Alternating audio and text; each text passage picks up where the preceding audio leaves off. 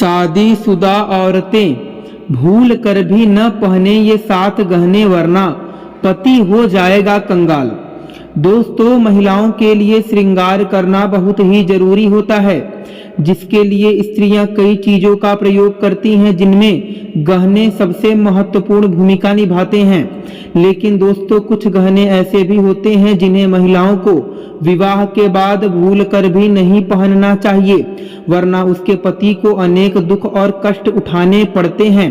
यहाँ तक कि पति की मृत्यु होने की भी संभावना रहती है। इसी के साथ कुछ ऐसी गलतियां हैं जो महिलाएं आम तौर पर करती हैं, जो कि उनके घर के बर्बादी का कारण बनता है। इसलिए वीडियो को अंत तक जरूर देखना। शास्त्रों और पुराणों में ऐसा बताया गया है कि महिलाओं के साक श्रृंगार करने से उसके पति के भाग्य में वृद्धि होती है। दोस्तों, शास्त्रों में यह बताया गया है कि हर सुहागन महिला के लिए उसका मंगलसूत्र, माथे पर सिंदूर और हाथों में चूड़ियां, इन 3 चीजों का बहुत महत्व होता है, जिसका अगर महिला अच्छे से इस्तेमाल करे तो उसका पति धनवान बन जाता है। अगर कोई महिला अपने पति के नाम से श्रृंगार करती है तो उसके पति की आयु भी लंबी होती है और उसका भाग्य भी चमकता है।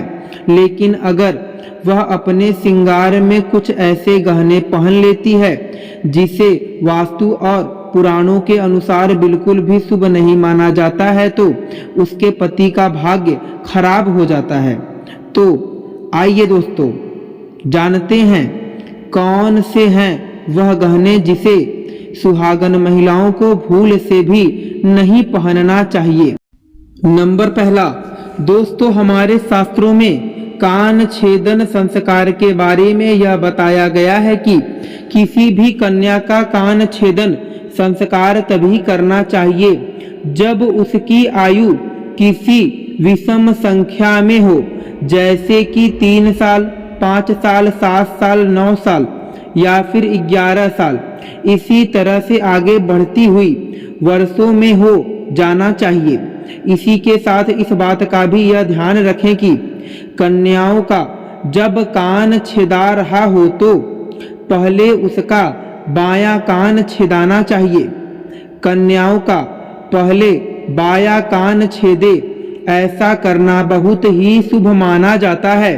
इसी के साथ शास्त्रों में बालिकाओं के बारे में यह बताया गया है कि अगर बालिकाओं की नाक छेदनी हो तो उसकी बाईं तरफ की नाक को छेदना चाहिए। बालिकाओं की दाईं तरफ की नाक को कभी भी ना छेदे। ऐसा करने से कन्या को दोष भी लग सकता है और उसके कुंडली ग्रह भी खराब हो सकते हैं और कई शारीरिक बीमारियां भी लग सकती हैं। हर कन्या को अपने कान और नाक अवश्य छिदाने चाहिए, क्योंकि इससे उनकी बुद्धि और शक्ति में वृद्धि होती है और माता लक्ष्मी की कृपा भी उन पर सदैव बनी रहती है। इससे उनके कुंडली दोष भी नष्ट हो जाते हैं। दोस्तों, अब आइए जानते हैं कि स्त्रियों और कन्याओं को कान में कौन से कुंडल बिल्कुल भी नहीं पहनने चाहिए, जिससे उन्हें बहुत बड़ा पाप लगता है। दोस्तों, बाजार में कई तरह के कुंडल मिलते हैं, जिससे कई सारे नकली धातु से बने हुए आभूषण होते हैं, जिन्हें कई माताएं बहनें बिना सोचे समझे ही इन्हें धारण कर लेती हैं। इसके बारे में उन्हें पता नहीं रहता, लेकिन इससे उन्हें तमाम तरह की परेशानियों का भी सामना करना पड़ता है। इसलिए वास्तुशास्त्र में बताया गया है कि अगर आपको नई नई कुंडल धारण करने का शौक है तो आप उसे कुछ समय के लिए पहन सकते हैं, लेकिन नकली धातु को ज्यादा समय के लिए अपने कान या फिर नाक में धारण करके ना रखें। अगर आपको लंबे समय के लिए कोई कुंडल पहनना है तो आपको चांदी या फिर सोने का ही प्रयोग करना चाहिए। अगर आप अपनी कान या फिर नाक में किसी और धातु का कुंडल पहनते हैं तो आपको इसके प्रयोग से कई सारी परेशानियों का भी सामना करना पड़ सकता है और आपके भाग्य के बिगड़ने के भी संभावनाएं रहती हैं और आपके ऊपर कई तरह के ग्रह दोष भी लगा सकते हैं।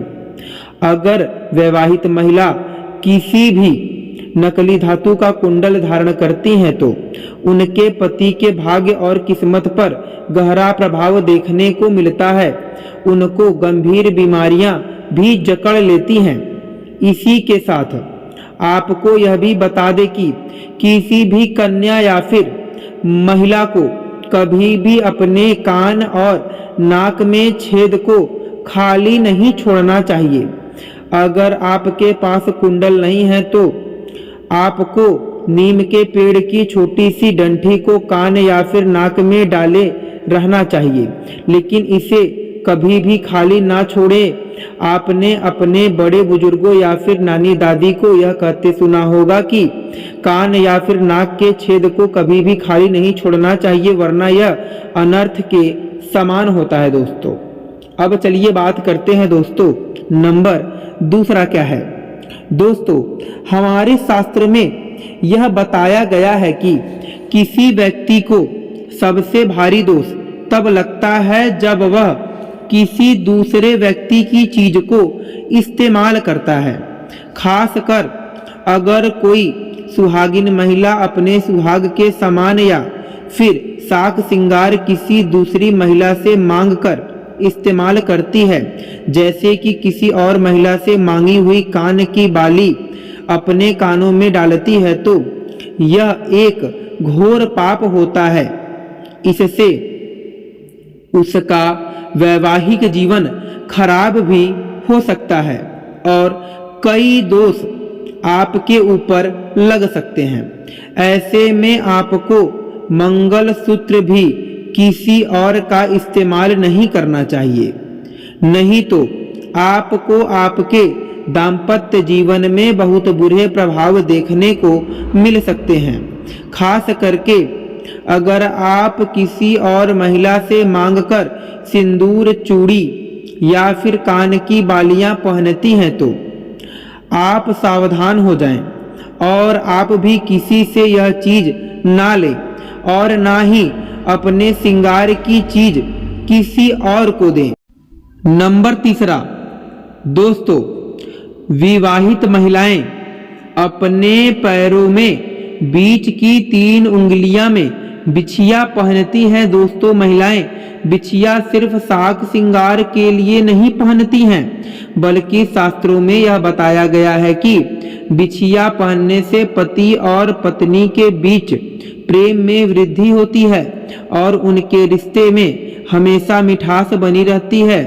जो भी महिलाएं बिछिया नहीं पहनती, पति की आयु घटती चली जाती है। इसी के साथ बिछिया पहनने से साइंटिस्ट यह बताते हैं कि इससे थायराइड की संभावना भी कम होती है दोस्तों, और गर्भाशय में समुचित रक्त संचार होता रहता है। आजकल बदलते फैशन के जमाने में महिलाएं इन सब चीजों को पहनने से शर्माती हैं और इन सब चीजों को पहनने से परहेज करती हैं, लेकिन उन्हें यह नहीं पता होता कि इसको पहनने से उन्हें कितने संकटों उनके जीवन में आने से पहले ही टल जाते हैं। इसी के साथ दोस्तों, आपको अपने पैरों में हमेशा चांदी की बिछिया, चांदी के धातु की पहननी चाहिए। बिछिया अगर मछली के आकार की होती है तो यह सबसे ज्यादा असरदार और प्रभावशाली मानी जाती है।